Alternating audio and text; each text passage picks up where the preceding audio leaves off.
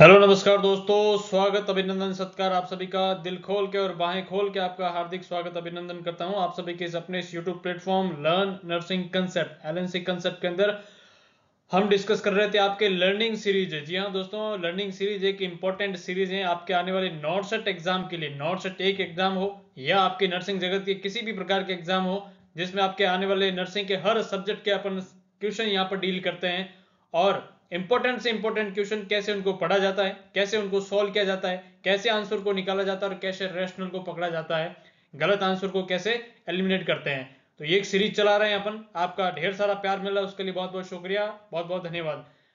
इस सीरीज के अंदर पार्ट 7 हम लेके आए आपके लिए और एक और धमाकेदार एमसीक्यू सेशन हम यहाँ पर डिस्कस करेंगे।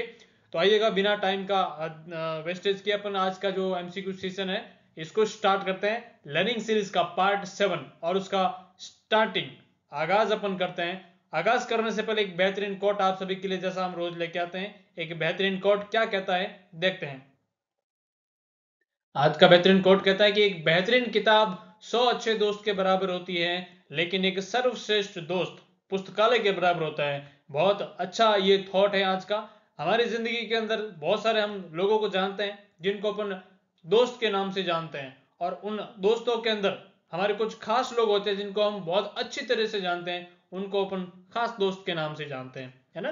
तो ये दोस्त जो होते हैं आपकी जिंदगी के अंदर एक वो सितारे होते हैं जो आपकी गुमनामी जिंदगी को कह सकते हैं या फिर बेरंग सी दुनिया के अंदर रंग भरने का काम करते हैं। तो आपकी संगति एक बहुत इंपॉर्टेंट रोल प्ले करती है और उस संगति के अंदर आपके एक किताब अगर आप पढ़ते हो तो आपके 100 दोस्तों के बराबर होती है, ऐसा कहा कहते हैं महापुरुष। लेकिन उन दोस्तों में से अगर आपके एक बहुत ही बढ़िया दोस्त हैं जिसको अपन बेस्ट फ्रेंड के नाम से जानते हैं, ऐसा कोई आपके मित्र हैं जो आपकी हर चाल, आपके हर जीवन के हर दुख सुख में आपके साथ रहता है, वो जो दोस्त आपके पूरी की पूरी लाइब्रेरी के बराबर होता है प्यारे दोस्तों। तो ऐसे दोस्त को हमेशा संजो के रखिएगा। आई होप आप सभी की लाइफ में ऐसे कोई इंसान जरूर होंगे जो एक लाइब्रेरी का काम करते होंगे, है ना। चाहे सुख हो, दुख हो, बरसात हो, आंधी हो, तूफान हो, आपके हमेशा काम आने वाला ऐसा इंसान जरूर होता है। तो हमेशा ऐसे की कदर करेगा और खुद भी वैसा एक पर्सन बनने की कोशिश जरूर करेगा, है ना। तो एक अच्छे कोट के साथ में, एक थॉट के साथ में आज की क्लास की शुरुआत करते हैं और आज की क्लास का सबसे पहला प्रश्न आपके सामने ये रहा कंप्यूटर स्क्रीन पर।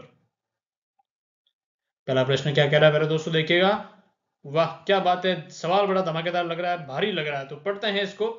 ए postpartum client who has 24 hours post cesarean section tell the nursing officer that she has had much less local discharge after this birth than she has with her vaginal birth 2 years ago. The client asked the nursing officer if this is a normal response to cesarean birth. Which statement should be the basis for the nursing officer response? चलेगा। सवाल थोड़ा सा complicated है, घुमावदार है ना। History दी गई है, लंबा है, लेंथी सवाल है, लेकिन ऐसे सवाल जो होते हैं यही आपको एग्जाम में नंबर देके जाते हैं, तो इसको बढ़िया से पढ़ना होता है। मैं हमेशा आपको कहता हूं कि ऐसे सवाल को सॉल्व करने के लिए आपको इस क्वेश्चन को टुकड़ों में बांटना पड़ता है।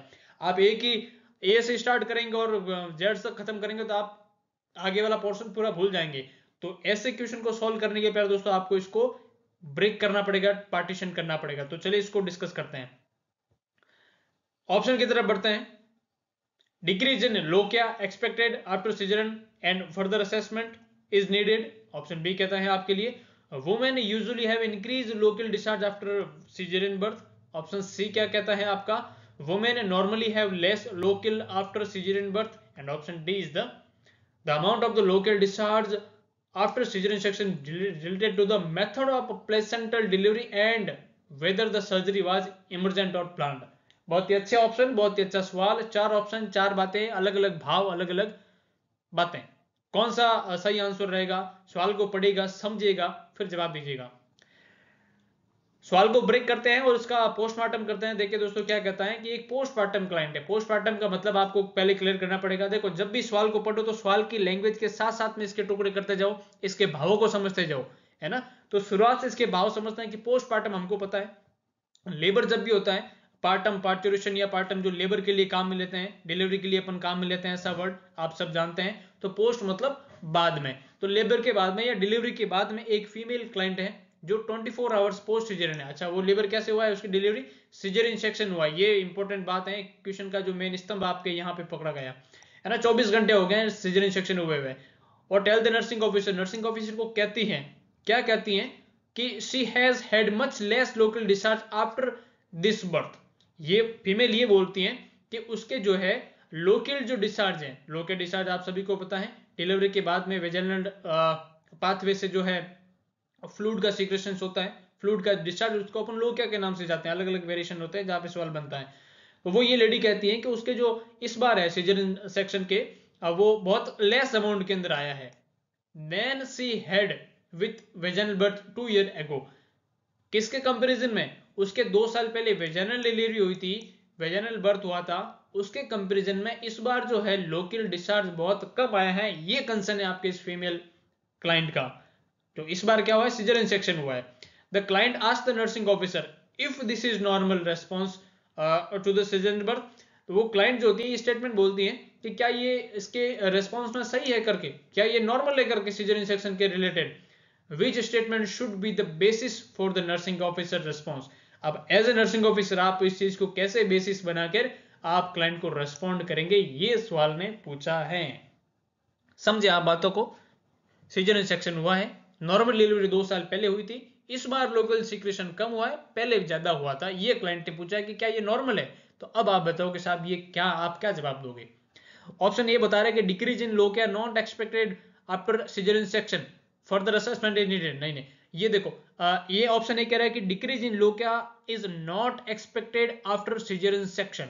तो देखो ऑप्शन की तरफ बढ़ने से पहले मैं आपको बताता हूं कि लोकिया जो होता है वेजाइनल डिस्चार्ज होता है ना, वेजाइनल डिस्चार्ज होता है, और वेजाइनल डिस्चार्ज कहां से आता है, आपके यूट्रस से आता है, मतलब फीमेल मदर के यूट्रस है ना, कहने का मतलब है यूट्रस से आता है। और वो जो डिलीवरी के बाद में यूट्रस के अंदर जो अपन कह सकते हैं कि फ्लूइड होता है, स्लेट टिश्यूज वगैरह होते हैं, ब्लड होता है, वो सारे कलेक्ट होते हैं। और जैसे ही वेजाइनल डिलीवरी होता है यूट्रस से वो क्या करते हैं, दिन ब दिन थोड़े थोड़े करके क्या करते हैं, निकलते रहते हैं, उनको अलग अलग टाइप के नाम से अपन से जानते हैं। तो अब देखो यही जो यूट्रस के सीक्रेशन है लोकिया के रूप में बाहर निकलते हैं, इनको अपन लोकिया के नाम से जानते हैं।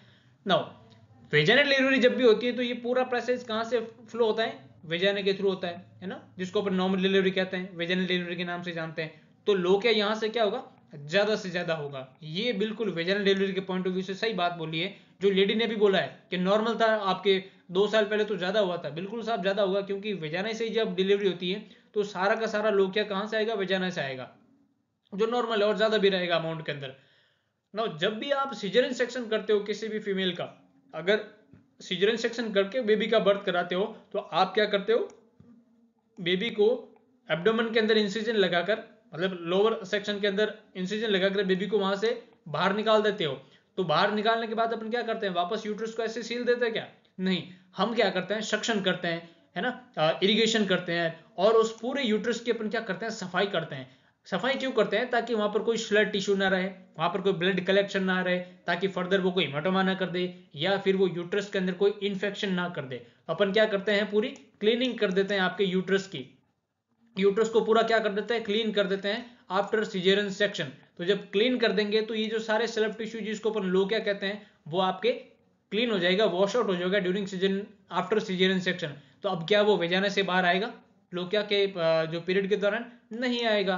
तो डेफिनेटली सीजरियन सेक्शन में तो कम ही होता है। तो ये लेडी ने बात पूछी आपके कि वेजाइनल डिलीवरी के अंदर 2 साल पहले ज्यादा आया था, इस बार कम आया, क्या ये नॉर्मल है। तो बिल्कुल साहब ये तो नॉर्मल बात है ना।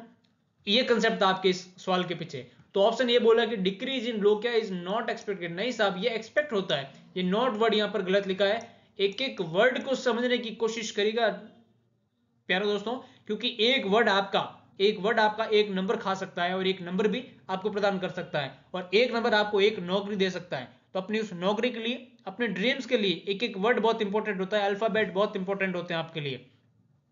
तो यहां नॉट जो वर्ड होता है, तो डिक्रीज इन लोकेज नॉट एक्सपेक्टेड नहीं, एक्सपेक्ट होता है आफ्टर सीजरियन सेक्शन। तो क्योंकि सीजरियन सेक्शन हमने करा तो सारा वॉश आउट कर दिया लोग क्या यूट्रस से ही, तो विजाइना से नहीं आया, तो ये डिक्रीज जो होता है वो एक्सपेक्ट होता है, इसलिए ए ऑप्शन क्या हो गया यहां पर गलत हो गया। And further assessment is needed, नहीं ये एक्सपेक्ट होता तो फर्दर असेसमेंट करने की जरूरत ही नहीं है भाई साहब, है ना। ऑप्शन ए तो बाहर कर दिया हमने। ऑप्शन बी बोला है तो women usually have increase local discharge after caesarean birth. अभी हमने क्या पढ़ा, जब भी सीजरियन बर्थ होता है तो हम सारा लोग क्या, सारे सो सीक्रेशन जो फ्लूइड होता है यूट्रस की सफाई कर देते हैं, तो क्या लोकिया का अमाउंट ज्यादा होगा? नहीं, लोकिया का अमाउंट वेजनल पाथवे से क्या होगा? डिक्रीज होगा। क्या होगा? डिक्रीज। तो इंक्रीज की जगह क्या होगा? डिक्रीज। तो ये सवाल इन्होंने गलत बोल दिया कि इंक्रीज नहीं होता, ये डिक्रीज होता है, इसलिए ऑप्शन बी भी क्या हो गया? गलत हो गया। ऑप्शन सी क्या बोल रहा है आपके? ऑप्शन सी बोला है women normally have less local after caesarean birth. जी हाँ दोस्तों, ये बात बिल्कुल इन्होंने सही बोली है कि वुमेन जो होती है सिजेरियन बर्थ के बाद में लोकिया का डिस्चार्ज बिल्कुल लेस अमाउंट के अंदर हो जाता है, क्योंकि हम यूट्रस की पूरी क्या कर देते हैं? सफाई कर देते हैं, पूरा क्लीन कर देते हैं, वॉश आउट कर देते हैं, इसलिए वहां पर कुछ लोकिया बचता ही नहीं है। हाँ, लिटिल अमाउंट के अंदर लोकिया ऑलवेज प्रेजेंट होता है, कभी भी पूरा आप क्लीन नहीं कर सकते, क्योंकि बॉडी का फिजियोलॉजिकल रेस्पॉन्स है म्यूकस का प्रोडक्शन करना। तो little amount is lochia always present, है ना। लेकिन आप जितना लोकिया आप वेजाइनल बर्थ से जो आता है उससे आप क्या करते हैं? उसको बिल्कुल अमाउंट में डिक्रीज कर देते हैं। तो इसलिए इस लेडी के अंदर जो है सीजरन अमाउंट के अंदर, सीजरन सेक्शन के अंदर जो लेस अमाउंट के अंदर आया है, इसीलिए उसने कंसर्न किया है कि भाई साहब मेरे पहले वेजाइनल बर्थ के अंदर तो ज्यादा था, इस बार कम है, क्या ये नॉर्मल है? तो अब आप एज ए नर्सिंग ऑफिसर आप नॉर्थ सेट का एग्जाम दे रहे तो आपको पता होना चाहिए कि ये क्या है? नॉर्मल है साहब, क्योंकि सीजरन सेक्शन में लोकिया का अमाउंट हमेशा कम हो जाता है कंपेयर टू वेजाइनल बर्थ, है ना। तो ऑप्शन सी बिल्कुल यहाँ पर करेक्ट आंसर बन गया। एंड ऑप्शन डी क्या बोला, इसको भी देख लेते हैं। The amount of the lochia discharge after caesarean section is related to the method of placental delivery and whether the surgery was emergent। तो देखो ये ऑप्शन डी बता रहा है कि जो लोकिया का जो अमाउंट है डिस्चार्ज है सिजरन सेक्शन के बाद में, ये डिपेंड करता है कि प्लेसेंटा की डिलीवरी कैसे हुई है, क्या ये सर्जरी इमरजेंसी प्लान है या इलेक्टिव प्लान है। तो ऐसा कुछ नहीं होता भाई साहब, सर्जरी प्लानिंग के आधार पर आपका लोकिया डिपेंड नहीं करता है ना, कि भाई इमरजेंसी में की या फिर ऐसे प्लान करके सर्जरी की, उसके आधार पर लोकिया नहीं बनता है। तो ये ऑप्शन बिल्कुल अनरिलेवेंट हो गया। तो लोकिया तो जो नॉर्मल फिजियोलॉजिकल रिस्पांस है उसी के हिसाब से बनेगा। सिजरन सेक्शन में कम हो जाता है, नॉर्मल वेजाइनल बर्थ में ज्यादा होता है, ये बात आपको याद रखनी है। इस क्वेश्चन के पीछे ये कंसेप्ट है। आई होप आपने ये सारी चीजें अच्छे से समझी होगी। आगे बढ़े, चलेगा आगे सवाल, अगला क्वेश्चन। तो answer is the correct. Okay, lochia rubra, ये देखिए अपन इसको डिस्कस कर लेते हैं। लोकिया के 3 टाइप होते हैं बेसिकली। कितने टाइप होते हैं? 3 टाइप होते हैं। कौन कौन से होते हैं? लोकिया रुब्रा होता है जो ब्राइट रेड कलर का डिस्चार्ज होता है 0 to 3 डेज, मतलब डिलीवरी के दिन से लगाकर 3 दिन तक होता है। टोटल 15 दिन के आसपास होता है। कितना होता है? 15 दिन तक। इसको 1 फोर्टनाइट के आसपास कहते हैं, मतलब एक पखवाड़ा जिसको अपन कहते हैं, 15 दिन का लोकिया होता है। ये सवाल पूछा जाता है कि रुब्रा कितने दिन तक होता है और उसमें कैसा कलर होता है। ये सारे एग्जाम के इंपॉर्टेंट सवाल हैं दोस्तों, याद रखना इन चीजों को। ब्राइट रेड डिस्चार्ज होता है 0 से 3 दिन तक, that is the lochia rubra. Next lochia serosa जो होता है वो होता है ब्राउनिश पिंक डिस्चार्ज, है ना, वो होता है आपके 4 से 10 दिन तक, 4 to 10 डेज, है ना। कई बुकों में आपके 11 भी दिखा होगा, लेकिन एवरेज जो होता है 4 to 10 days. And last one is lochia Elba. कौन सा होता है आपके? लोकिया एल्बा, जो एक व्हाइटिश डिस्चार्ज होता है जहां पर आपके WBC टिश्यू वगैरह होते हैं, वो आपके 11 to 14 डेज या फिर लास्ट 15 दिन का अपन कह सकते हैं। तो ये अलग अलग लोकिया के टाइप होते हैं, ये आपको याद रखना है। स्टार बना के लिख रहा हूं, इन चीजों को आप जरूर पढ़िएगा। Lochia rubra, serosa and alba. Clear है? आगे चलते हैं। अगला क्वेश्चन कह रहा है प्यारे दोस्तों, एक और धमाकेदार क्वेश्चन और जानदार क्वेश्चन, धमाकेदार। क्या बोलता है? एक 30-year-old man on the surgical ward following assault resulting in severe head injury. The speech and language therapist unhappy with the patient swallowing as he regurgitated the fluid and his risk for aspiration. Which of the following is the best long-term strategy for addressing this patient nutrition requirement? अच्छा सवाल है, समझेगा। Surgical ward के अंदर patient admit है, assault की वजह से उसको क्या हो गया? सीवियर हेड इंजरी, मतलब हेड इंजरी हो गई है किसी भी चोट की वजह से, असॉल्ट की वजह से। वो सर्जिकल वार्ड के अंदर एडमिट है साहब, ठीक है, 30 साल का आदमी है। स्पीच और लैंग्वेज थेरेपी, जो उसके थेरेपी करने के लिए डॉक्टर साहब आए, वो क्या है? बिल्कुल खुश नहीं साहब, अनहैप्पी है। ओ हो, खुश नहीं, बिल्कुल खुश नहीं। क्यों नहीं है? किसके साथ में खुश नहीं है? With the patient shallow as he regurgitated fluid and risk for expression. Head injury का पेशेंट है, लैंग्वेज और थेरेपिस्ट वगैरह जब वहां पर आए तो पेशेंट की कंडीशन देखी कि पेशेंट के अंदर बार बार जैसे पेशेंट कुछ भी खाना या फिर न्यूट्रिशन सोलो करता है तो वो क्या करता है? रीगर्गिटेट कर देता है फ्लूइड को, और रीगर्गिटेट जब भी करेगा आपके लंग्स में जाने की रिस्क रहती है, उसको रिस्क ऑफ एस्पिरेशन अपन के नाम से जानते हैं, है ना। तो ये उसके साथ में जो फिजिशियन है आपके, ये खुश नहीं है। तो which of the following is the best long term, सवाल को पढ़िएगा, long term strategy for addressing this patients nutritional requirement. अब लंबे टाइम तक पेशेंट को न्यूट्रिशन भी देना है तो आप कौन सा best long term strategy follow करेंगे, ये सवाल ने पूछा है। चलते हैं ऑप्शन की तरफ। ऑप्शन बोलते हैं आपके नेजोगैस्ट्रिक ट्यूब फीडिंग कराएंगे आप, नेजोजेजुनल फीडिंग कराएंगे, परक्यूटेनियस गैस्ट्रोस्टोमी ट्यूब फीडिंग कराएंगे आप, या टोटल पेरेंटल न्यूट्रिशन। थोड़ा ट्रिकी सवाल है, जरूर सोचेगा। अनहैप्पी है सोलो करने की वजह से, रीग्रेगुलेशन की वजह से, रिस्क ऑफ एस्पिरेशन है, लॉन्ग टर्म पेशेंट को जो है न्यूट्रिशन रिक्वायरमेंट के लिए कौन सी चीज आप फॉलो करोगे। सवाल समझेगा और साथ में आंसर देने की कोशिश करेगा, अपने कॉन्फिडेंस को बूस्ट करेगा, अपने नॉलेज का यूटिलाइजेशन जरूर करेगा, है ना। बाकी अगर आप ऐसे देखते जाएंगे कि हाँ बोल रहे हैं सीख रहे हैं तो ठीक है, मैं तो बोल ही रहा हूँ, लेकिन आप अपने जो नॉलेज आपने गेन किया प्यारे दोस्तों उसको जरूर यूटिलाइज करेगा। जहां भी क्वेश्चन दिखे आप अपने नॉलेज को दिमाग के अंदर ही अंदर घुमाते रहो, इसका क्या होगा, कैसे होगा, क्यों हुआ, कैसे होगा। करेक्ट होना नहीं होता वो बात की बात है, लेकिन अपन कोशिश कितनी करते हैं ये मायने इंपॉर्टेंट रखती है ना। कोशिश करने वालों की कभी हार नहीं होती, मैं हमेशा कहता हूं, है तो कोशिश आप करिएगा। तो इसमें क्या रहेगा आप सोचिएगा। आप में शायद अच्छा आंसर को क्लिक किया है, लेकिन थोड़ा मामला आपका भी जो है गड़बड़ लग रहा है, कुछ एक का मामला है ना। तो देखिए क्वेश्चन सॉल्व करते हैं। रिस्क ऑफ एस्पिरेशन है तो देखो, क्लाइंट को जब भी हेड इंजरी होती है या फिर किसी भी कंडीशन को मान लो, क्लाइंट को जब न्यूट्रिशन की रिक्वायरमेंट होती है तो वैसे नॉर्मली एंट्रल रूट से अपन देते ही हैं, न्यूट्रिशन अपन देते ही हैं, जिसके अंदर जे ट्रैक्ट यूज होता है। नेजोगैस्ट्रिक ट्यूब फीडिंग हो गया, नेजोजेजुनल हो गया। नेजोगैस्ट्रिक जो होता है वो क्या करते हैं अपन, नेजो मतलब नोज और गैस्ट्रिक मतलब ट्यूब, ये आपका स्टोमक, तो नाक से होते हुए आपके स्टोमक तक एक ट्यूब डाली जाती है, उसको अपन नेजोगैस्ट्रिक ट्यूब के नाम से जानते हैं। नेजोजेजुनल मींस आपके नोज से होते हुए जेजुनल तक डायरेक्ट इंटेस्टाइन के अंदर ट्यूब डाल दी जाती है, उसको नेजोजेजुनल कहते हैं। और टीपीएन टोटल पेरेंटल न्यूट्रिशन आपके पूरा ही आपके जो है आईवी रूट के थ्रू आपके दिया जाता है। तो यहां पर लॉन्ग टर्म के लिए आप कौन सी थेरेपी यूज करोगे, ये न्यूट्रिशन के रिक्वायरमेंट के पॉइंट ऑफ व्यू से सवाल पूछ रहा है।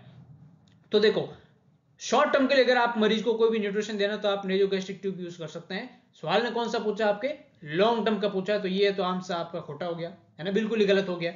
नेजोजेजुनल ये भी एक प्रकार की ट्यूब फीडिंग होती है ना, आपके नेजोगैस्ट्रिक से थोड़ी एडवांस होती है, डायरेक्ट इंटेस्टाइन के अंदर होती है ना। तो आपका अगर मान लीजिए स्टोमक के अंदर कोई एबनॉर्मलिटी है, वहां पर डाइजेशन नहीं होता, तो आप इंटेस्टाइन के अंदर डाल देते हैं।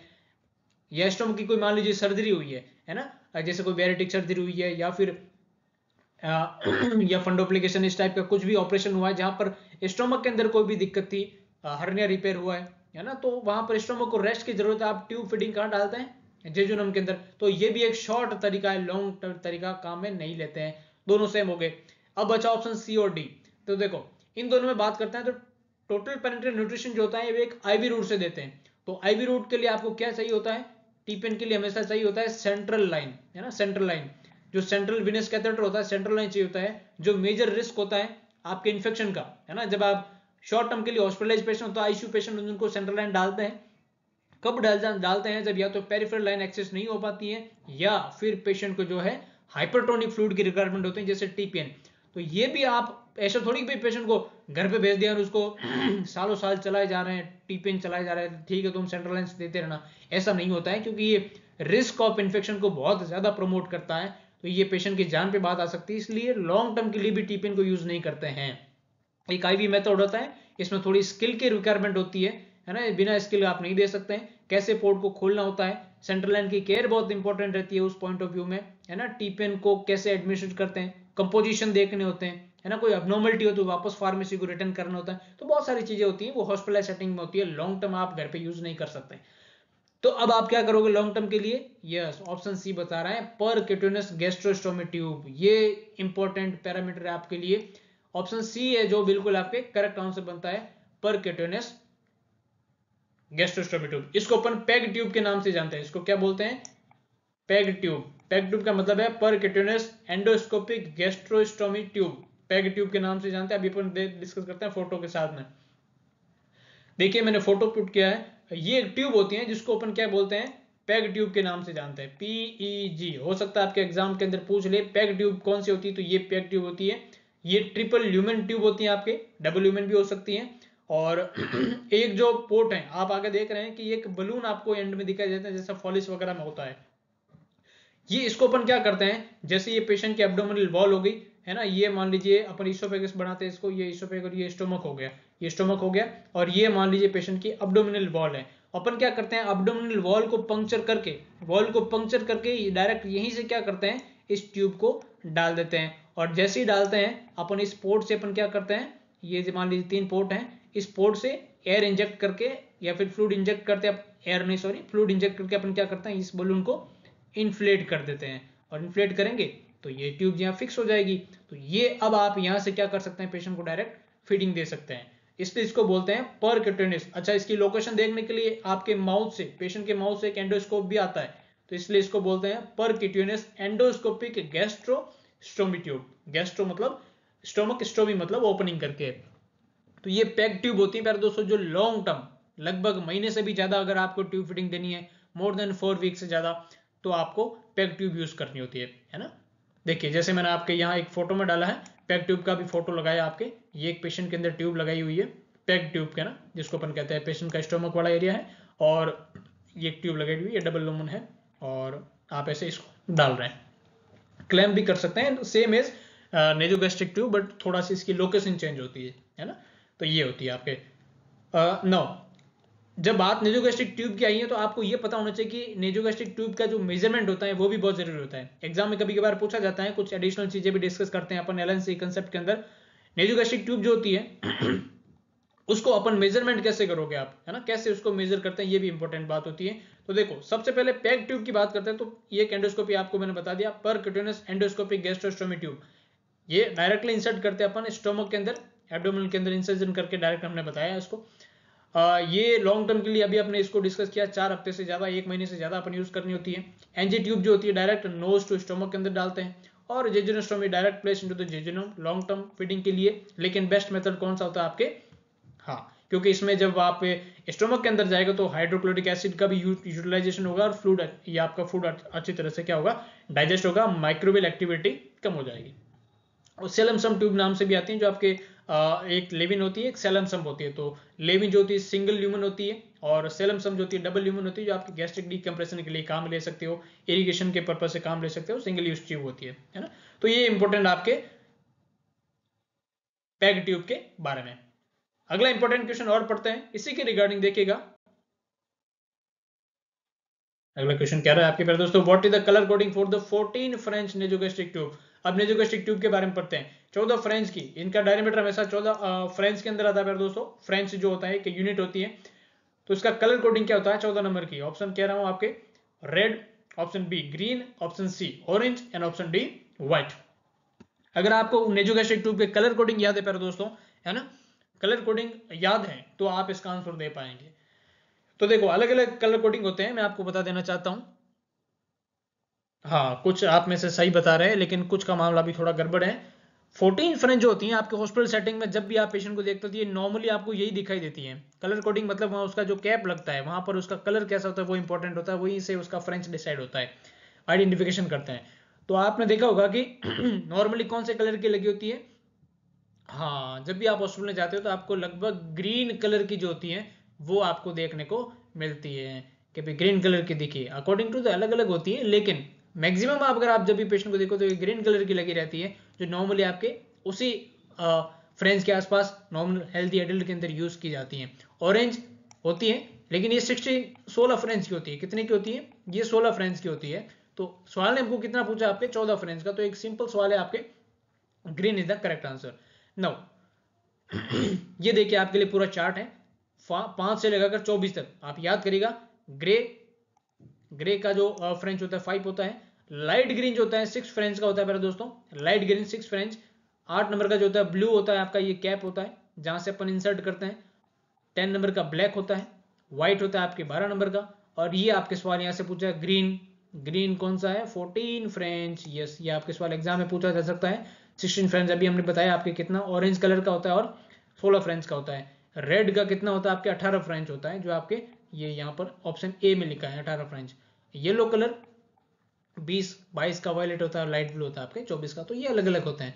नाउ ट्यूब का मेजरमेंट की बात करते हैं कि मेजरमेंट कब करोगे आप, कैसे करोगे। तो देखो एक फॉर्मूला अपन काम में लेते हैं नेक्स्ट करके। एक फॉर्मूला बताता हूं आपको, आपको पता होगा, शॉर्ट ट्रिक आपको पता होगा, ये नेक्स्ट करके। नेक्स्ट क्या होता है, तो जब भी कोई पेशेंट होता है उसका नेक्स्ट, एन का मतलब होता है नोज, एन का मतलब क्या होता है नोज, ई का मतलब होता है ईयर लोब, ईयर लोब होता है, और एक्स का मतलब होता है जीफोइड प्रोसेस, जीफोइड प्रोसेस। तो पेशेंट के टिप ऑफ द नोज से लगाकर हम क्या करते हैं, ईयर लोब को टच करते हैं, देन फर्दर मूव करते हैं जीफोइड प्रोसेस तक, उसकी जितनी लेंथ आती है वो आपके पेशेंट को ट्यूब इंसर्ट करेंगे उतनी लेंथ तक। तो एक नेक्स्ट का फॉर्मूला होता है, एक फोटो दिखाता हूं आपको, देखिए next nose to ear lobe xiphoid process, ये आपके पता भी होगा, एग्जाम में पूछा भी जाता है, तो इसको आप जरूर याद रखिएगा। देखिए ये फोटो मैंने इंसर्ट किया यहाँ पर, एन का मतलब नोज, ई का मतलब ईयर लोब, एंड एक्स का मतलब जीफोइड प्रोसेस, ये वाला पार्ट। तो नोज से लगाकर आप क्या करते हैं, मेन लेंथ को मेजर करते हैं ईयर लोब तक, और ईयर लोब से लगाकर आप मेजर करते हैं जीफोइड प्रोसेस तक। इतनी जो लेंथ होती है ये आप अब पेशेंट के नाक से होते हुए पेशेंट को ट्यूब डालोगे तो इतनी लंबी आपके पूरे पेशेंट के अंदर चली जाएगी, प्रॉपर स्टमक के अंदर, लोकेशन के अंदर, है ना। तो ये नेक्स्ट का जो फॉर्मूला है वो आप जरूर याद रखिएगा। नाउ और क्या चीजें, जब भी आप ट्यूब डालते हो तो कंफर्मेशन कैसे करोगे मेथड का, कि आपकी जो ट्यूब है वो आपके प्रॉपर स्टमक में गई कि नहीं गई, है ना। तो उसका मेथड का जो होता है, आप क्या कर सकते हो, ट्यूब डालने के बाद में एक सिरिंज लोगे, और सिरिंज लेने के बाद में इस ट्यूब के अंदर हवा भरोगे, है ना। एक जोर से आप 50 ml की सिरिंज एयर को पुश करोगे, और एयर को पुश करने के बाद यहां पर आप स्टमक के आसपास एक स्टेथोस्कोप लगाओगे और उसकी साउंड सुनोगे। जब साउंड सुनोगे उस आपको कैसी साउंड आएगी, वूशिंग साउंड आएगी करके, कैसी साउंड आएगी, एक वूशिंग साउंड। जैसे आप फोर्सफुली एयर इंसर्ट करोगे तो एक वूशिंग साउंड आएगा, वो इंडिकेट करता है कि आपकी जो ट्यूब है वो कहाँ है, स्टमक के अंदर। अगर वो साउंड नहीं आता है तो वो क्या इंडिकेट करता है कि ट्यूब गई आपके लंग्स में, उसको फटाफट आपको बाहर निकालना पड़ेगा, है ना। ओके, ट्यूब डालते हैं, जब भी आप ट्यूब डालते हैं तो पेशेंट को बिल्कुल कूल एंड काम एक्सप्लेन करना होता है प्रोसीजर। हाई फाउलर पोजीशन में रखा जाता है, पोजीशन पूछी जाती है कौन सी, high Fowler, high Fowler position के अंदर रखा जाता है। फीडिंग के अंदर आप सेमी फाउलर यूज करते हैं, कौन सी फीडिंग के अंदर, सेमी फाउलर यूज करते हैं पोजीशन, ये भी याद रखना। During insertion high Fowler, during fitting semi Fowler. Okay, तो जब भी आप उसको एयर पुश करोगे तो ये एक वूशिंग साउंड आएगा, ये एक कंफर्मेशन का मेथड है, लेकिन ये हर बार रिलायबल इसको नहीं कह सकते हैं, कंफर्म कर सकते हो लेकिन बेस्ट मेथड ये नहीं है प्यारे दोस्तों।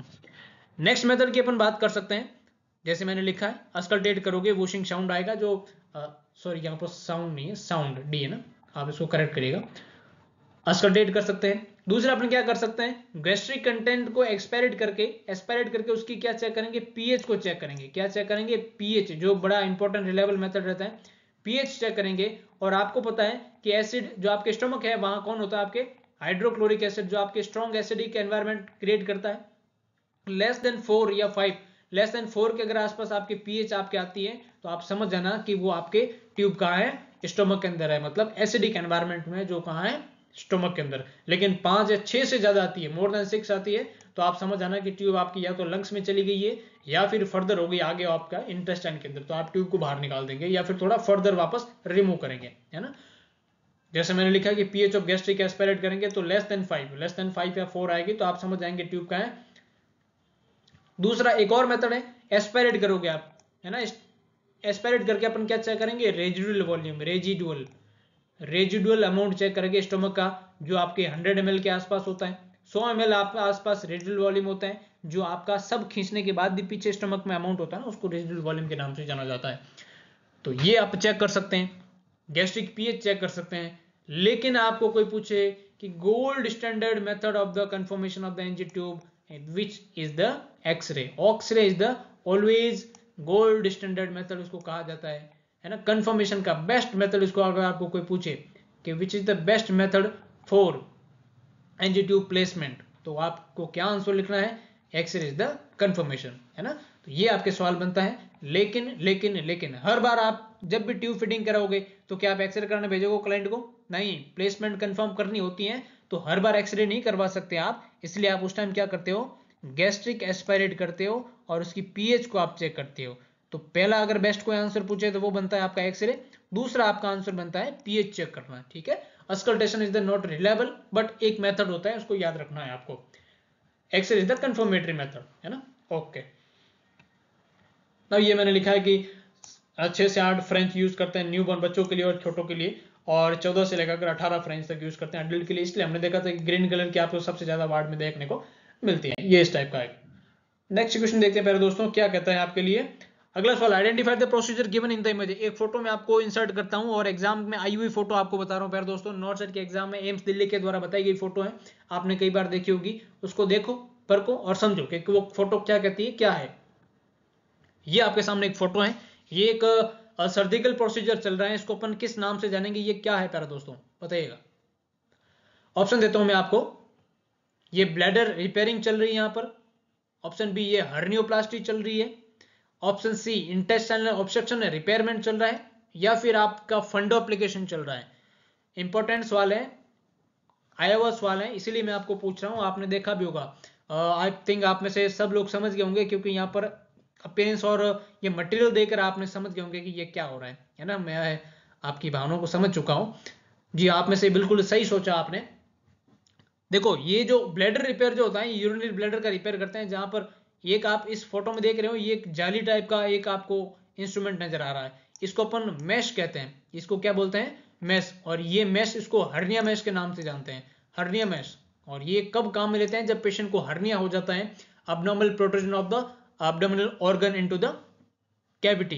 किसी भी कैविटी के अंदर आपका अगर कोई अब्डोमिनल ऑर्गन प्रोट्रूड हो जाता है एक जगह से दूसरी जगह, वीकनेस वॉल की वजह से, उसको हर्निया के नाम से जानते हैं। और उसको ठीक करने के लिए अपन क्या करते हैं कि मैश लगा देते हैं। जैसे यहाँ पर अम्बिलिकल हर्निया होगा क्लाइंट को, उसको ठीक करने के लिए एक जाली प्लेस कर देते हैं, इसको इंसिजन करके, जाली प्लेस करने के बाद इसको वापस इंसिजन को अपन क्लोज कर देते हैं, जिससे ये अब्डोमिनल ऑर्गन प्रोट्रूड ना हो। तो इसको अपन हर्नियोप्लास्टी के नाम से जानते हैं प्यारे दोस्तों। अदर ऑप्शन जो है बिल्कुल ये गलत आंसर बनेंगे, बी जो है बिल्कुल सही आंसर है। तो यहाँ पर इंटेस्टाइनल ऑब्स्ट्रक्शन रिपेयर नहीं कर रहे हैं। फंडो, देखो फंडो एप्लीकेशन जो होता है, आपने एक बीमारी का नाम पढ़ा होगा, GERD, gastro-oesophageal reflex disease. GERD जो होती है आपके स्टोमक का जो प्रोक्सिमल जो आपके जो स्पिंक्चर होता है ना, जो कार्डियक इसोफेजियल स्पिंक्चर होता है, वो लूज हो जाता है, जिससे रीगर्गिटेशन बार बार होता रहता है। तो उस बीमारी को ठीक करने के लिए पायरोसिस कंटिन्यू मरीज में देखने को मिलता है, एंड उस बीमारी को ठीक करने के लिए अपन क्या करते हैं, फंडो एप्लीकेशन करते हैं, जिससे उस वॉल को अपन यहाँ क्या कर देते हैं, बढ़िया से टाइट कर देते हैं, इसको लूजनेस की वजह से इसको टाइट कर देते हैं बढ़िया। अच्छा, मजे की बात देखो, जब ये ज्यादा टाइट हो जाता है तो एक कॉम्प्लिकेशन हो जाता है, जिसको अपन एकालेजिया कार्डिया के नाम से जानते हैं। उसको क्या बोलते हैं, अकालेजिया कार्डिया। समझिएगा वर्ड को, स्पेलिंग को आप कोई नहीं, अकालेजिया, ACALASIA, अकालेजिया कार्डिया।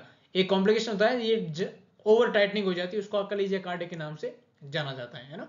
उसको फंडो एप्लीकेशन के नाम से, निसांस फंडो एप्लीकेशन के नाम से जाना जाता है। क्या बोलते हैं, निसांस फंडो एप्लीकेशन।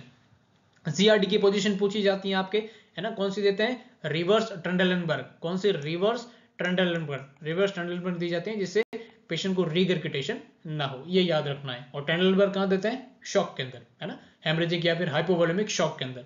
ओके, तो यहां पर ऑप्शन आपका B is the correct answer. Move करें फर्दर। अगला क्वेश्चन है आपके लिए, a 10-year-old child present with the fever since 24 hours. 24 घंटे से 10 साल के बच्चे को बुखार आ रहा है। हिस्ट्री रिवील करती है 3 episode of chest infection and passage of bulky foul smelling stool, the most probable diagnosis. बड़ा धमाकेदार एमसीक्यू, एग्जाम ओरिएंटेड एमसीक्यू प्यारे दोस्तों, पूछा गया सवाल आपके एग्जाम के अंदर। बुखार आ रहा है बच्चे को 24 घंटे से, और हिस्ट्री क्या है, उसको 3 बार तो चेस्ट इन्फेक्शन हो चुका है, बल्कि स्टूल आ रहा है उसको, और फाउल स्मेलिंग स्टूल आ रहा है। क्या रहेगा उसका डायग्नोसिस, ऑप्शन देते हैं। क्या ये सिस्टिक फाइब्रोसिस है, क्या ये मैपल सिरप यूरिन डिजीज है, क्या ये बिलिरुबिन कॉन्जुगेशन डिफेक्ट है, या फिर ये क्रिगलर नेजर सिंड्रोम है। सोचिए समझिए फिर जवाब दीजिए। आंसर आपके क्लिक क्या होगा, बहुत इंपॉर्टेंट सवाल है। और याद रखिए, अगर ये कंटेंट आपको पसंद आ रहा है तो देखो, हर कोई अपनी बेस्ट मेहनत कर रहा है, आप अपने लेवल पर बेस्ट कर रहे होंगे, बढ़िया से बढ़िया पढ़ाई कर रहे होंगे, मैं अपने लेवल पर 1% आपकी पढ़ाई के अंदर कंट्रीब्यूट करने की कोशिश कर रहा हूं। तो अगर आपको ये चीजें अच्छी लगती है कि हाँ, मेहनत बहुत बढ़िया है, कंटेंट बहुत अच्छा है, way of teaching, way of explanation जो है, देखो टीच नहीं करा सकते, हम मिलकर सीख रहे हैं। मेरा हमेशा से कहना है कि टीचिंग करने के लिए बहुत बड़ा हुनर चाहिए होता है, जो इतना मैं अपने लेवल पर नहीं कह सकता मेरे में है ना। हम मिलकर सीखते हैं, है ना, हम मिलकर सीखते हैं। तो आपको लगता है कि ये मेहनत बढ़िया सही वे में जा रही है, टीचिंग या फिर सीखने का, लर्निंग करने का जो प्रोसेस है वो इफेक्टिव है, तो आप जरूर जुड़िएगा, है ना, चीजों को जरूर आत्मसात करेगा। और अगर आपकी ये चीजें कहीं काम आती है, तो मैं समझता हूं कि मेरी मेहनत बिल्कुल काम हुई, है ना, कामयाब हो जाती है। चलिएगा, बढ़ते हैं क्वेश्चन की तरफ। और इस सीरीज का ये इंपॉर्टेंट एमसीक्यू क्या कहता है कि चेस्ट इन्फेक्शन भी है, बल्कि स्टूल भी है, स्मेलिंग स्टूल भी है, तो क्या डायग्नोसिस रहेगा। तो देखो, सिस्टिक फाइब्रोसिस जो होता है का ऑटोइम्यून डिजीज होती है, आपको पता है। Maple syrup disease, maple syrup bilirubin या फिर क्रिगलर नेजर सिंड्रोम? आपने से शायद आंसर पकड़ लिया है। तो देखो क्रिगलर नेजर जो सिंड्रोम होते हैं प्यारे दोस्तों, ये एक आपके हिपेटिक जो बिलिरुबिन होता है, आपके बिलिरुबिन का कॉन्जुगेशन होता है, उसमें कहीं ना कहीं अल्ट्रेशन हो जाता है। उसमें क्रिगलर नेजर सिंड्रोम जो होता है, आपके यूरिडिन डाइफॉस्फेटेज एक एंजाइम होता है, यूरिडिन डाइफॉस्फेटेज यूडीपी, ये आपके लीवर के अंदर एक एंजाइम होता है, उसकी डेफिशिएंसी की वजह से आपका बिलिरुबिन के कॉन्जुगेशन में प्रॉब्लम होती है। इसलिए मरीज के अंदर आपके अनकॉन्जुगेटेड बिलिरुबिन का लेवल क्या हो जाता है, बढ़ जाता है, जिससे मरीज के अंदर जॉन्डिस देखने को मिलता है। तो ये आपके लीवर से रिगार्डिंग है ना, उसका जो है आपके फाउल स्मेलिंग स्टूल बल्कि या फिर इन्फेक्शन वगैरह से ऐसा कोई रिलेशन नहीं है ना। तो क्रिगलर नेजर सिंड्रोम यहाँ पर गलत आंसर बनेगा। क्रिगलर नेजर सिंड्रोम अगेन आपके दो टाइप के होते हैं, टाइप 1 और टाइप 2, है ना, टाइप 1 और टाइप 2 होते हैं। टाइप 1 ये बहुत फर्दर डिटेल जो अभी तक तो एग्जाम में पूछा नहीं है और आगे भी ना पूछे, लेकिन पूछ ले तो भी आपको ध्यान में रखना है। टाइप 1 और टाइप 2 दो टाइप के होते हैं, उनमें से टाइप 1 जो होता है ज्यादा सीवियर होता है, टाइप 1 क्या होता है, ज्यादा आपके सीवियर होता है। टाइप 2 जो होता है सीवियर होता है, लेकिन इसका प्रोग्नोसिस बढ़िया होता है, इसका जो प्रोग्नोसिस होता है वो बढ़िया होता है, क्योंकि इसका अगर टाइमली इलाज कर लिया जाए तो ये उसका प्रोग्नोसिस टाइप 2 का बढ़िया हो जाता है। अलग अलग एंजाइम्स की जो वेरिएंट होते हैं, उन वेरिएंट जैसे A2 A3 ऐसा करके उन एंजाइम्स की डेफिशिएंसी की वजह से टाइप 1 टाइप 2 उनको कहा जाता है। टाइप 2 का प्रोग्नोसिस अच्छा है, टाइप 1 बहुत सीरियस होता है ना। तो ये क्रिगलर नेजर सिंड्रोम यहाँ पर गलत आंसर रहेगा। सी ऑप्शन कह रहा है बिलिरुबिन कॉन्जुगेशन डिफेक्ट, बिलिरुबिन में किसी भी प्रकार के कॉन्जुगेशन डिफेक्ट, लिवर में डिफेक्ट हो गया, सिरोसिस हो गया, तो ये वहां पर इन्फेक्शन वगैरह नहीं कराएगा, तो ऑप्शन सी तो वैसे ही गलत हो गया। मैपल सिरप यूरिन डिजीज, ये एक प्रकार का मेटाबॉलिक डिसऑर्डर है। ये क्या है, मेटाबॉलिक डिसऑर्डर होता है जो क्लाइंट का बेसिकली जेनेटिक डिसऑर्डर होता है। और बच्चे के अंदर क्या होता है कि अमीनो एसिड्स आपने पढ़े हो गए, amino acids branch chain amino acids, है ना, branch chain amino acid, amino acids की एक चेन होती है जिसके अंदर मेनली 3 अमीनो एसिड्स आते हैं, leucine, isoleucine and valine, LIV, leucine, isoleucine and valine. ये जो चेन होती है इनका प्रॉपर मेटाबॉलिज्म नहीं हो पाता है, ल्यूसिन, आइसोल्यूसिन एंड वेलिन, इनका जब मेटाबॉलिज्म नहीं होगा, ये अमीनो एसिड्स की चेन का आगे मेटाबॉलिज्म नहीं होगा, तो इनके फर्दर आगे बाई प्रोडक्ट नहीं बनते हैं, तो इनका लेवल ब्लड के अंदर बॉडी में बढ़ जाता है, जो ये आपके डिपॉजिट होकर पेशेंट के यूरिन के अंदर, पेशेंट के ईयर वैक्स के अंदर या पेशेंट के स्वेट के अंदर, है ना, किस किस के अंदर, यूरिन हो गया, ईयर वैक्स हो गया, या फिर आपके that we can say sweat के अंदर बॉडी के सीक्रेशन बेसिकली अपन कह सकते हैं, उनमें मैपल सिरप जैसी स्मेल प्रोड्यूस करते हैं। मैपल नाम की एक सिरप होती है, एक दवाई होती है पीने की, है ना, सिरप आपको पता ही है सिरप का मतलब, तो ये उस प्रकार की सिरप जैसी स्मेल पैदा करते हैं जो बहुत इरिटेटिंग स्मेल होती है। तो ऐसी स्मेल मरीज के कहां से आती है, यूरिन वगैरह से आती है, मरीज के ईयर वैक्स से आती है, स्वेट वगैरह से आती है, तो ये एक मेटाबॉलिक डिसऑर्डर है, तो ये जेनेटिक होता है, इन्फेक्शन का इससे कोई रिलेटेड नहीं है ना, और इसमें स्टूल का इसमें कोई दिक्कत नहीं है बल्कि स्टूल का भी ऐसा कोई रोल नहीं है, तो ये भी गलत आंसर हो गया। तो हमारे पास बच्चा कौन सा, एक ही, ऑप्शन ए, सिस्टिक फाइब्रोसिस। जी हाँ दोस्तों, ए इज द करेक्ट आंसर, बहुत बढ़िया आंसर आपने सोचा। देखिए पोस्टमार्टम करते हैं सिस्टिक फाइब्रोसिस का क्या होता है सिस्टिक फाइब्रोसिस, जैसा कि अभी मैंने बताया, सिस्टिक फाइब्रोसिस एक आपकी ऑटो इम्यून डिजीज होती है, एक ऑटो इम्यून डिजीज होती है, और ये आपकी जेनेटिक डिजीज होती है ना, बेसिकली जेनेटिक होती है।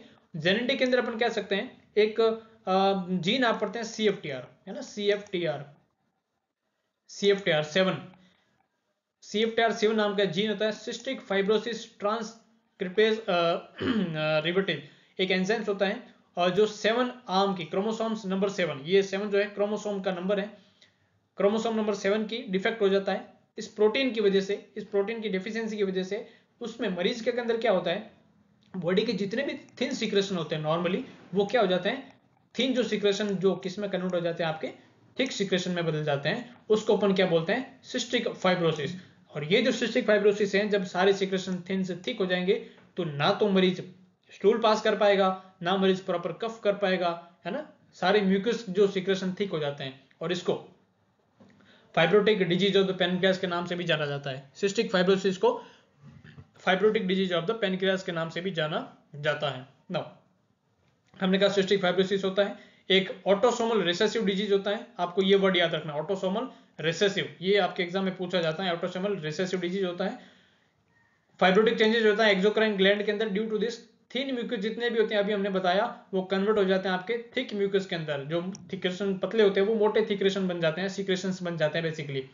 उससे क्या होता है, आपका एक और जैसे मैंने लिखा है salty taste in the baby skin present when the baby kiss, ये इंपॉर्टेंट एग्जाम का 5 स्टार क्वेश्चन कह सकता हूँ कि साल्टी टेस्ट बेबी, पेरेंट जब बच्चे को किस करते हैं उसमें बच्चे का पसीना कैसा हुआ, साल्टी टेस्ट, पसीने में नमक आ गया भाई साहब, ओहो गजब हो गया।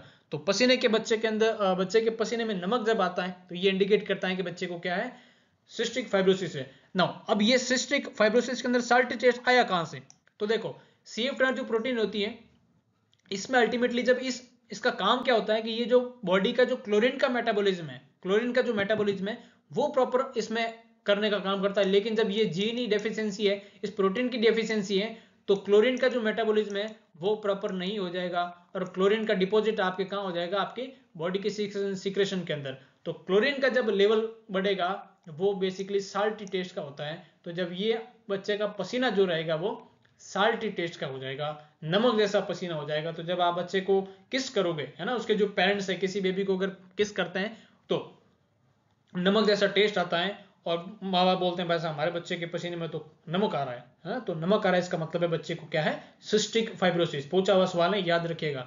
Presence of chlorine in sweat, ये अभी मैंने बताया। और ये जो क्लोरीन को चेक करते हैं अपन क्या करते हैं, एक मेथड होता है, पेशेंट को पिलोकार्पिन ड्रग दी जाती है, पिलोकार्पिन से सिंपैथेटिक नर्वस सिस्टम को स्टिमुलेट करके स्वेट को प्रोड्यूस किया जाता है। उसको अपन स्वेट क्लोराइड टेस्ट के नाम से जानते हैं। उसको क्या बोलते हैं, स्वेट क्लोराइड टेस्ट। पसीने को कलेक्ट किया जाता है और स्वेट को कलेक्ट करके उसमें क्लोरीन के अमाउंट को चेक किया जाता है। अगर वो अमाउंट नॉर्मली आपके 40 से अपन कह सकते हैं 40 mg पर डीएल से क्या होता है, वो कम होता है, 40 mg पर डीएल से कम होता है तो ये नॉर्मल होता है। लेकिन किंतु परंतु रुकेगा, लेकिन अगर वो वैल्यू आपके 60 से बढ़कर ज्यादा आ जाती है, 60 mg पर डीएल से ज्यादा आ जाती है, उसको अपन क्या बोलते हैं, ये पॉजिटिव टेस्ट होता है, पॉजिटिव स्वेट क्लोराइड टेस्ट। ये पॉजिटिव रहेगा तो ये इंडिकेट करता है कि क्लाइंट को क्या है, आपके सिस्टिक फाइब्रोसिस, है ना। तो ये बहुत इंपॉर्टेंट सारे के सारे एग्जाम के सवाल आपको मैंने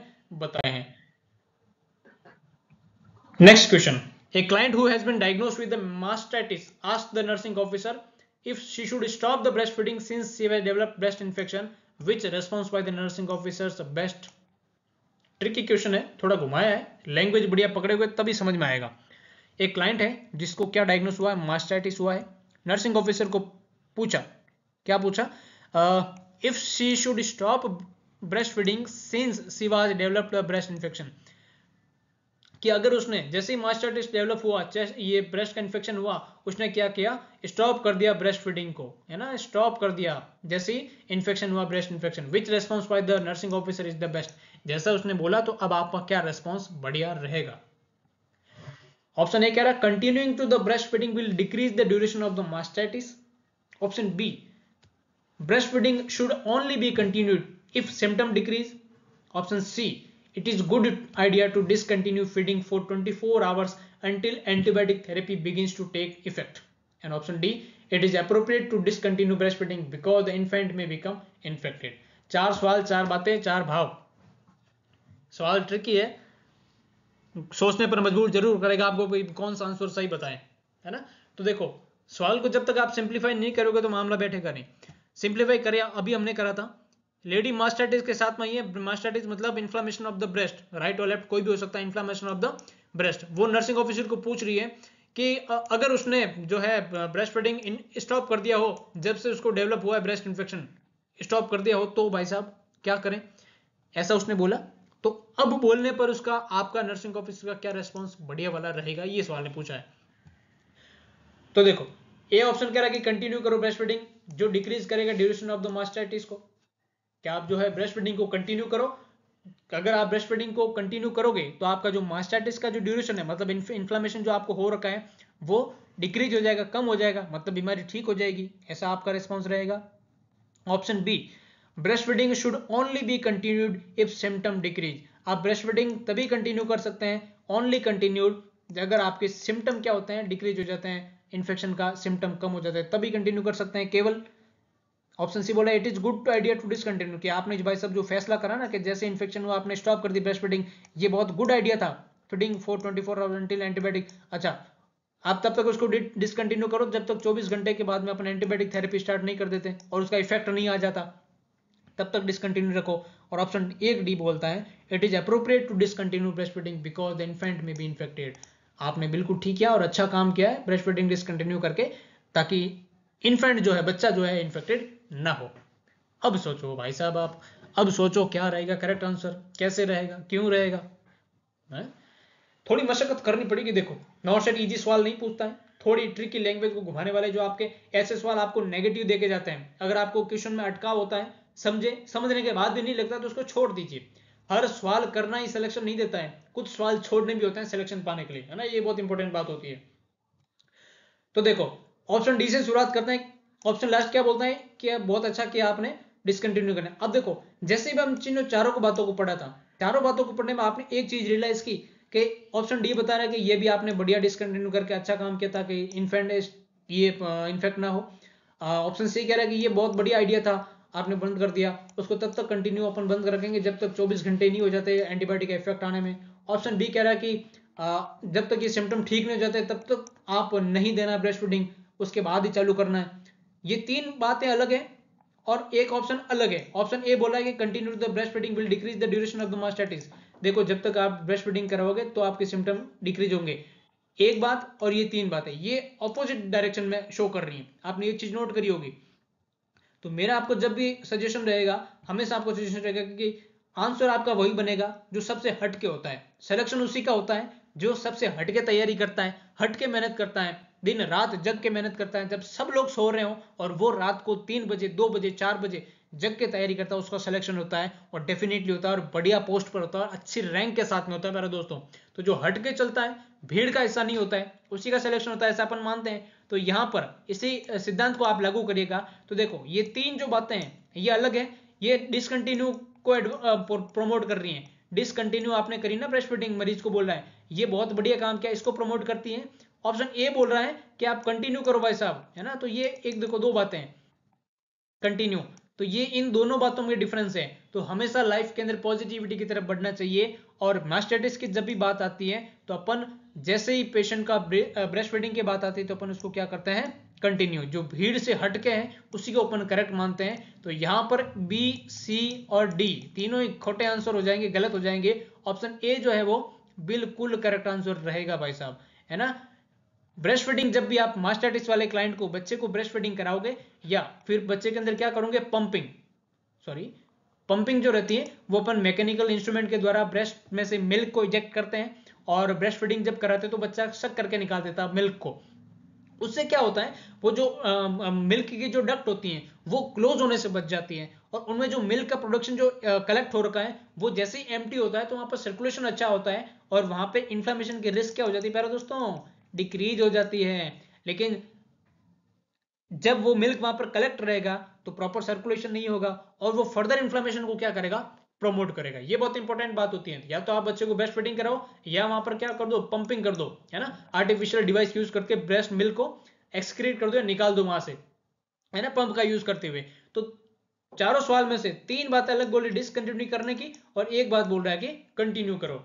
तो हम किसके पक्ष में जाएंगे, हम कराएंगे कंटिन्यू। तो कंटिन्यू कराओगे breast feeding will decrease the duration of the mastitis. हमें बीमारी को ठीक करना है ना। तो महिला बोल रही है कि भाई साहब मैंने बंद कर दिया था, वो तो बंद नहीं करना है, आपको क्या करना है, कंटिन्यू करना है। जी हाँ दोस्तों, बढ़िया, अच्छा आपने पॉइंट पकड़ा है और मैं आपकी मेहनत को दाद देता हूँ। आपने नो डाउट अच्छे से इसको पढ़ा है। और यहाँ पर जो आंसर रहेगा प्यारे दोस्तों क्या रहेगा, ए रहेगा। बी सी और डी तीनों ही गलत आंसर हैं, बाकी ए जो बिल्कुल सही आंसर है। तो कंटिन्यू करेंगे ब्रेस्ट फीडिंग को, ये आपका आंसर सही है। तो जो हमेशा भीड़ से हट के काम करता है उसी का सिलेक्शन होता है। तो अपनी तैयारी को मजबूत करिएगा क्योंकि आप भीड़ से हट के चल रहे हैं प्यारे दोस्तों। तो भीड़ के हट से चलोगे, मेहनत करोगे तो सिलेक्शन डेफिनेटली हो जाएगा और आने वाले एग्जाम में लेंगे मिलकर सिलेक्शन प्यारे दोस्तों, है ना। ये बहुत इंपॉर्टेंट बात होती है। तो ऑप्शन